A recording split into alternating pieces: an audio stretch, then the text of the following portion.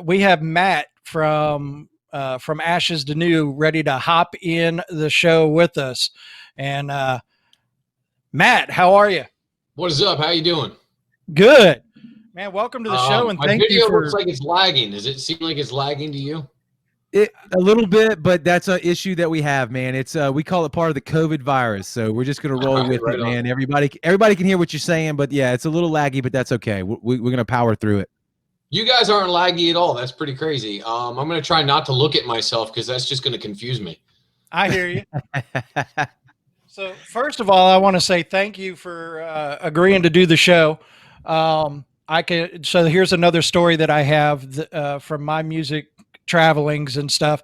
So a couple years ago, From Ashes to New was with In Flames, Breaking Benjamin, and Five Finger Death Punch, playing the Mississippi Coast Coliseum in Biloxi. Yep. And I happened to walk. It was the first time I got to see you guys live. I walked in, and you guys had already been on the stage, and I was absolutely amazed with the live show. And so I was like, well, shit, I'm up here in the seats. Let me see what strings I can pull. And by the time you guys were done, I was already sitting like 4 rows back watching you guys live on stage. And it was just an absolute pleasure and great experience to see your live show. Freaking Thanks, awesome. man. I think we all miss it, right? I think it's just like one of them scenarios where I'm living vicariously through you, living through your past experiences, man. It's like we're in like some Inception type Matrix thing going on right now. Right.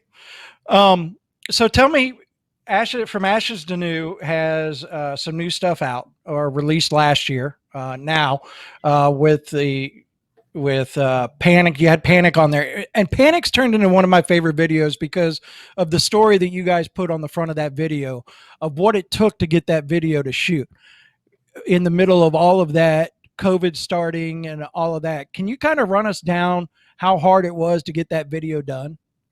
Yeah, it was madness. We just had the rest of our tour canceled. We were out with Skillet, and that tour it came 2 days shy of finishing, and we had to cancel it. And we had plans to do that music video with a live audience before that, and that was going to be in New York City, of course. And it was like one of the first places that was shut down for everything that happened with COVID. So yeah, man, it was just kind of moving pieces. It was like a speed game of chess there for a second, trying to figure out where to put the pieces and what we were going to do to get this music video shot for the song that we, you when you're an artist, you can feel it when you know you got the song, you know what I mean? And that's how we felt with that song. Like we just knew we had it, so we knew we had to get content for it.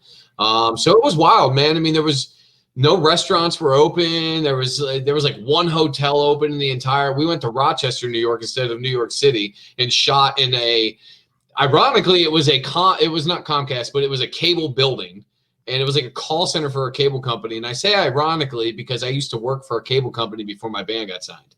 So I was a technician, but we were in the call center, and we just wrecked the whole call center. And I'm just like, again, like going back to living vicarious, I just thought about like all of my colleagues that I used to work with. They're just probably thinking like, man, like what I wouldn't give to like one day just walk in the shop and do exactly what Matt did for the Panic music video shoot. Dude, that's a great story right there. God, everybody can relate to that shit. Yeah, that's why we did it too. You know, it's like, what's your version of Panic, right? Because everyone's got like their own version of Panic. And obviously right now, I think everyone's got kind of the same version of Panic.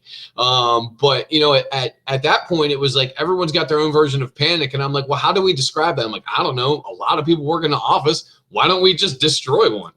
You know, like, I mean, how cathartic. And honestly, it was like one of the most cathartic things I've ever done in my life was just wrecking everything in sight. That's like a real life version of Half Baked at the, when he gets fired and he's like, fuck you, fuck you, fuck you, fuck you. You're cool, but fuck you and I'm out. But you just tore everything up. So that's awesome. Who's coming with me? That's right. That's right. So I got to ask the new single "Scars That I'm Hiding," which we actually have our own radio station. As once again, we can point up the Sound 228 radio app. We're spinning that, and along with Panic and a few others from Ashes to New. So tell me a little bit about Scars That I'm Hiding.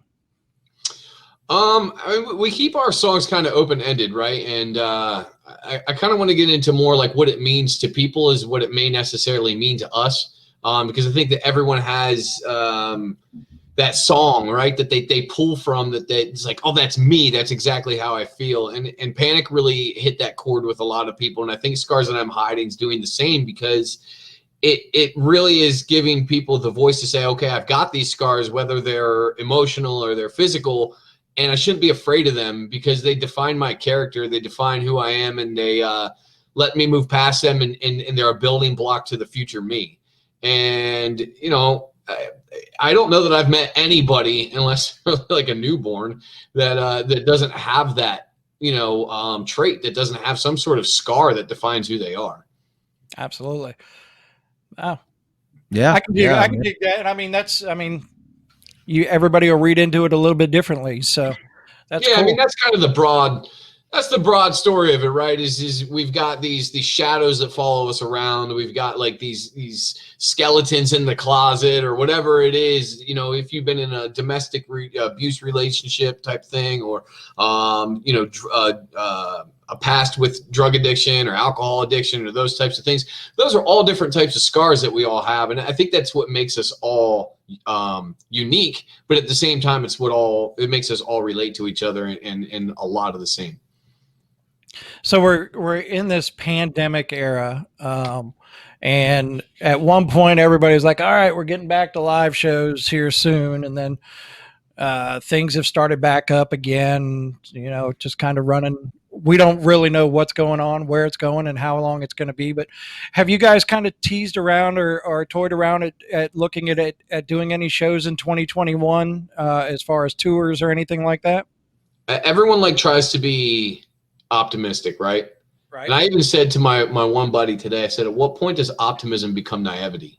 And I hate to say that because I'm a very optimistic person, but you know, I spent all 2020 being optimistic we were going to return to tour sometime in that year. So I'm not going to get my hopes up for anything. I'm not also going to say that nothing's going to happen, because we are talking about things happening. And I think a lot of bands are, but nobody knows. You know, it's been a moving target since March of 2020, and I don't think that the target has stopped moving. So once it slows down a little bit, we'll have more of an idea. And I think at this point, we're going to stay out of venues. I know that there's venues open in certain states across the country, and they've got restrictions, and some states do and some states don't. And it's just weird.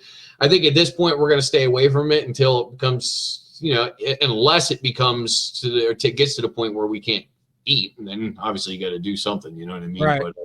But right now, man, it's just roll with the punches and wait for that target to slow down, and hopefully we can get back out there.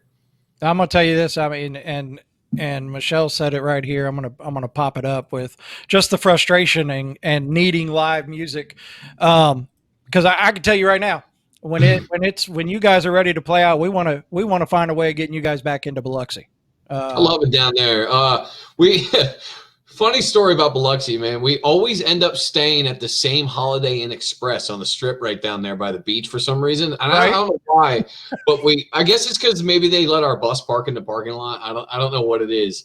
But normally I don't sleep in there. The last time we were in there was a huge cockroach. And they have this janky elevator. And I can remember we were there. Where did we play? We played the arena. I don't think we played the arena twice. So I want to say that we were at a different venue in Biloxi at one point, or we just stopped there. We may have just stopped there on the way through. Right. But the first time we stopped there, I can remember this janky elevator, and I'm like, man, someone is going to die in this elevator. And then we came back like 2 years later, and the same elevator is still as janky as it ever was. Unrepaired, no maintenance. Yep. So like that is going to be my permanent memory of Biloxi is that janky elevator in the Holiday Inn Express. Well, hopefully we can make it a little bit better the next time you come back. We'll make some phone calls to try to get that elevator fixed or get you to somewhere else. Yeah. Put a little grease on that thing and fix it up. Something. Yeah. Maybe we can get you into one of the casinos to stay. Yeah, dude. Everybody that came down there the last time went to a casino, I believe. I ended up chilling back. I was actually we were working on finding the producer for this album, Panic, and I was on the phone with producers like in the hotel room the entire time. Everyone's out just gambling and blowing all their money, and here I am, Mr. Business, trying to get this record that we're currently talking about done. So yeah, I guess a lot of history in Biloxi. Huh? Look at that. I like we'll take it. We want to make more. So hell yeah, man. But yeah, no, talking about being the business person, every band's got to have that business person. Unfortunately, it's not all sex, drugs, and rock and roll. I mean, there's business that has to be done, and it's a tough part of the band part of it to keep that business rolling as a business. Yeah, 100%. If you're terrible with money, you might as well forget about it. I got one question, Kevin. I don't know where we're at on time here. I've completely lost track of all that. But one thing I'd like to know, our audience right now is, we deal with hopefully a lot of like up and coming artists, as far as like people that watch the show that are starting bands or just getting out there. What's one thing that you can tell them from your experience, like to go from like your hometown and then branching out, and especially like you mentioned earlier with like COVID and then also we talk about all the time, like utilizing technology right now, whether it be live streaming, Facebook, Instagram, whatever. Like, how do they make that transition? Can you speak to that? Yeah, I think so. I think the first thing is you got to pick a goal, right? I mean, and I think that's the way that it is with anything in life. And we'll go back to the target. We'll go back to the target analogy and say you can't just keep throwing darts all over the place and hope one of them sticks. And I think that a lot of people in local music do that. And I think that another thing that I've seen, and I was in local bands for years, another thing that I've seen is also being a little too headstrong if you're a local musician. You could always learn, right? And that's one of the things that I really, really took to heart. When I would play with a lot of national artists in my local scene, I would actually learn from them and go, okay, what can I do to fix what I'm doing? The problem a lot of the times is you can't find a lot of like-minded people in a very small area, right? So pick your goal. Don't be too headstrong. Be willing to learn. And again, it's first impression is everything. So if you don't love it, nobody else will. And I always tell people that all the time, like, you have to love what you're doing. Because it may not be transparent the way that we view it with our eyes, but the way that we view everything, especially in music with our hearts, is very transparent. And that's what makes music so special, is it speaks to people on a different level than just talking to people like we are right now. So be true to yourself, be true to your art, and just believe in what you're doing. And if it sounds like shit, just remember that you can continue to make it sound better. When you say like pick your goal, do you mean like, am I doing this just for myself, like at home, or is this like pot committed? This is my life and my career. Is that what you're talking about? Yeah, I think when we pick goals, we have to commit ourselves, right? So like when I started From Ashes to New, I didn't necessarily commit myself to saying I was going to be a big international artist or anything like that. I just committed myself to saying that I'm going to write songs that I'm really proud of. And it wasn't really to write songs to put out into the ether and hope that I was going to get a record deal. I was actually past that point in my mind. I had tried for years in local bands, and I had tried to bring these guys along with me, and just the stress. And I know that anyone that's in a local band goes through that stress, and anyone that's in a national or international band goes through that stress. It's just the way that it works. So I had tried for years and years and years to do this. And it wasn't until I really stopped trying and really just focused more on being happy with my art that I was actually able to break that boundary down and get over that hump. I've listened to a lot of people answer that question, whether it be people that we talk to or just like documentaries of big artists of all genres, and that is a common theme. You're right. Like, stop caring about all the other shit and just write something that you're proud of, that you feel, because if you feel it, then hopefully somebody else will feel the same way. And if they don't, so be it, because you did what you needed to do. Yeah, man. I mean, it's, it doesn't get any easier once you break into the industry, because then you got a lot of people who are really expecting a lot of things from you. Yeah, then you have to do it. Yes. And that's why people will be like, hey, like, wow, their first record was their best record ever. And I'm not necessarily saying that about me, but I'm saying that about a lot of artists, right? And it's like, well, because when you're creating that first record 9 times out of 10, there's nobody looking over your back telling you that you need to write inside this small little box. Like, you're just creating art. And I think that that's one thing that I've always tried to maintain focus on, is that I'm just creating art. And I've like everybody else, I've strayed off the path, and I'm like, well, we got to get this song. This has got to be the song that we're doing, because if we don't, then we don't get our advance, and we don't get the record, and we don't, you know what I mean? And it's like, for me now, like hindsight, I'm never doing that again. It's always just going to be for the art. Y'all better listen to that, audience out there. I mean, whether it's the podcast or the live stream, listen to what he just said, because that's worth its weight in gold, man. Absolutely. Well, Matt, I can tell you this. So I don't know why I'm asking you this, but if somebody wanted to find From Ashes to New on social media or whatever, what are they looking for? From Ashes to New. We're the only one in the world, so I mean, it's anywhere you go. I think the only place we're not on is Parler, but I may be wrong. Someone may have created that account. We may exist there too. But everything is From Ashes to New, except for, I think, TikTok. I think someone took that name. Bastards. So, yeah. I think we may be like, I don't even know what we are on TikTok. But just go to TikTok and type in From Ashes to New. I'm sure you'll find us somehow. Yeah, you'll figure it out. These kids nowadays, man, they're savvy. They'll figure it out. Yeah, we're there. I'll tell you that. We are there. Well, that's good, man. That's good. When we get things back to normal, like Kevin mentioned earlier, hopefully we can get y'all to Biloxi, man. We'd love to make that happen.